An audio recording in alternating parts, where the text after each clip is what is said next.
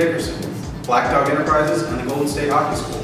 The following is a short skills assessment video that features both skaters and goaltenders running through 2 different drills to evaluate their skills. For players, they run through straight line skating and stationary shooting. And for goaltenders, they run through 2 different types of crease movement drills, one with shots and one without. The video also features audio analysis and demonstrations by our camp instructors. Enjoy! First up, straight line skating. We'll look at the player's stride from the front and from the side. Here is Coach Ian Fozzie's demo of the straight line skating drill. And go. And go.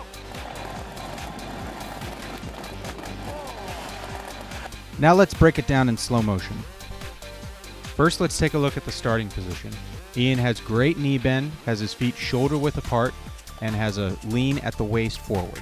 As he takes off, he brings his feet together into a strong V start and pushes forward. Note the position of his feet. After every stride, Ian brings them right back under the middle of his body, getting maximum extension and maximum return. Also note the position of his hands. He moves them forward as if pulling a rope instead of swinging them side to side, trying to propel himself forward with as little resistance as possible.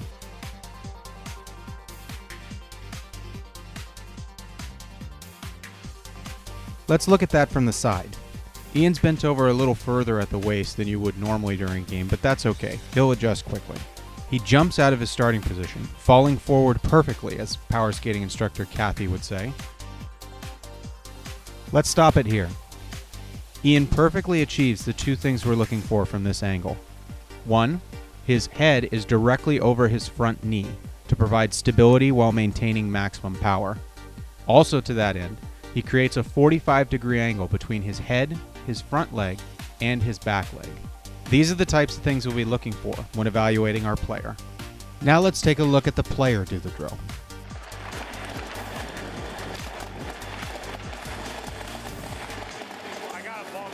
Now let's break it down in slow motion. Ben has good starting position with his knees bent, his feet just about shoulder width apart, and his hands out in front of him. Ben has a powerful jump start as he drops his right leg behind him and jumps forward. He also pumps his arms ahead of him well and doesn't cross the center line of his body. Both very good things. A couple things for him to improve on though. Number 1, he needs to bring his feet back under the center of his body when finishing each stride. He does a bit of railroading, which is leaving a space under his body and not returning his feet back after each initial push out.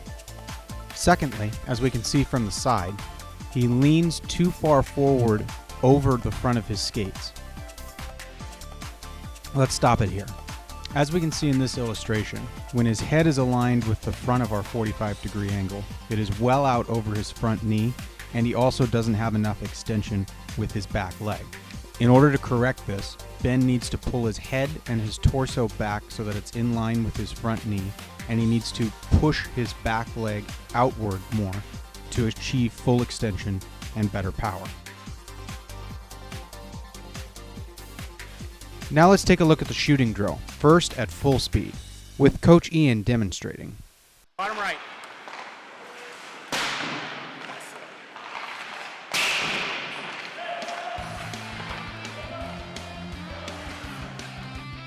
A few things to note with Ian's starting position.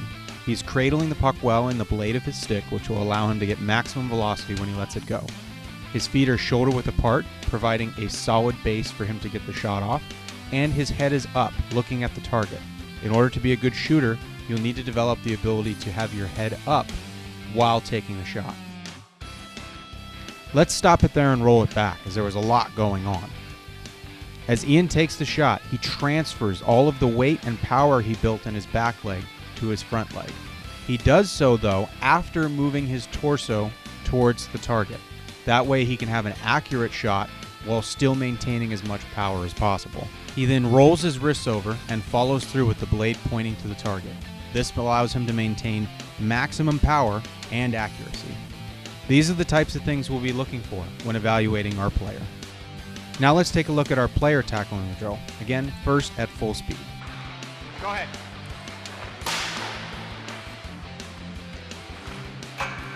Nice. Nice. Let's take a closer look at that. Ben has one of the smoothest shots in the camp, and it's because he has great technique. He starts the puck well behind his back leg and in the cradle of his stick in order to generate maximum power. He also keeps his hands a good distance apart and has his feet shoulder width apart as well. With his head up to locate the target, he transfers his weight beautifully from his back leg to his front leg and follows through to the low target. Really not much for me to critique here. Very well done. When aiming for the upper corners, it's a near carbon copy of his lower corner shot, which is exactly what we want to see. Puck is behind his back leg, feet shoulder width apart, head up, puck cradled well, and spreads his hands the proper distance. The one thing he does though when aiming for the upper corners is that he drops his torso to the ice. This takes away a lot of his upper body balance, and if he was to be checked while taking this type of a shot, he would be more susceptible to being knocked off the puck. In order to correct this, he needs to bend a little bit more at the knee and try and generate more power from his lower body than his upper body, which is doing much of the work right now. That will help him retain balance and still generate the same amount of power. Now let's take a look at the Slapshot portion of the drill, again with Coach Ian demonstrating. 2.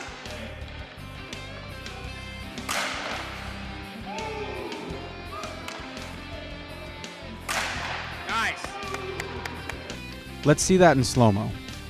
You'll notice, like with the wrist shot, Ian has his head up, he has his hands spread wide apart, and he has his feet shoulder width apart to make sure he has a wide, solid base to shoot the puck. Unlike the wrist shot, he starts with the puck at his front foot, but he's not going to shoot it from that position. As you can see here, he actually steps forward into the shot, and by the time he lets the puck go, the puck is centered under the middle of his body. Again, like with the wrist shot, Ian generates much of his power by loading all of his weight onto his back leg and then firing it forward onto his front leg before following through with his hands. Finally, like with the wrist shot, note the position of his head, which is up, looking at the target, his hands spread wide apart to generate bend in the stick, and the follow-through high to the high target. Once again, let's take a look at the player now tackling the drill. Okay. One more. Good. Next. Ben's slapshot technique is pretty good, but there's still a few things to work on. First off, he starts the puck ahead of his front leg. As we saw with Ian, that's okay as long as you step into it well enough. Unfortunately, as we see here, Ben shoots the puck from in front of his front leg, which doesn't help him generate nearly as much power as he could if he had the puck centered under his body or a little closer to his back leg. On the positive side, like his wrist shot, he has great weight transfer from back to front in his lower body, and he also locates the target well with his head up. Thank you very much for attending the camp this year and for watching this video. We hope you're able to learn something from the analysis and wish you the best of luck in your upcoming season. For information about this type of service and the many more that we offer here at Black Dog Enterprises, you can head to our website at www.blackdogenterprises.org. Thanks again, and we hope to see you back at the camp next year.